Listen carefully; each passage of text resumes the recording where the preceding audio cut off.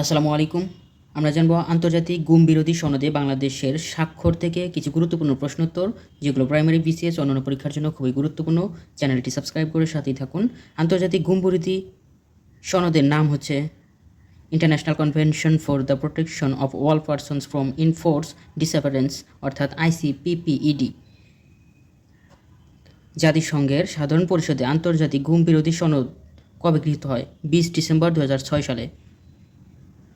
আন্তর্জাতিক গুম বিরোধী সনদ সকল দেশের স্বাক্ষরের জন্য উন্মুক্ত করে দেওয়া হয় 6 ফেব্রুয়ারি 2007 সালে।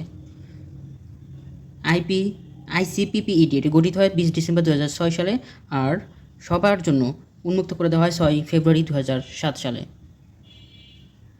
ভিডিওটি ভালো লাগলে অবশ্যই একটি লাইক দিবেন।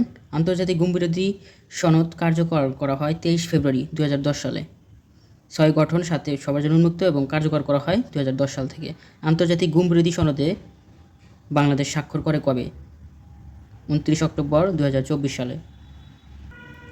কততম দেশ হিসেবে আন্তর্জাতিক গুম বিরোধী সনদে বাংলাদেশ স্বাক্ষর করে? 76তম দেশ হিসেবে। আন্তর্জাতিক গুম প্রতিরোধ দিবস পালন করা হয় 30 আগস্ট। বাংলাদেশ গুম তদন্ত কমিশন গঠন করা হয় 27 আগস্ট 2024 সালে। বাংলাদেশ গুম তদন্ত কমিশন গঠন করা হয় 27 আগস্ট 2024 সালে। 5 সদস্য বিশিষ্ট গুম তদন্ত কমিশনের চেয়ারম্যান বিচারপতি মইনুল ইসলাম চৌধুরী। ধন্যবাদ সবাইকে এতক্ষণ সাথে থাকার জন্য। চ্যানেলটি সাবস্ক্রাইব করে সাথে থাকুন। যারা ভিডিওটি ফেসবুক থেকে দেখছেন, ফেসবুক পেজটি ফলো দিবেন। ভিডিওটি ভালো লাগলে অবশ্যই একটি লাইক দিবেন।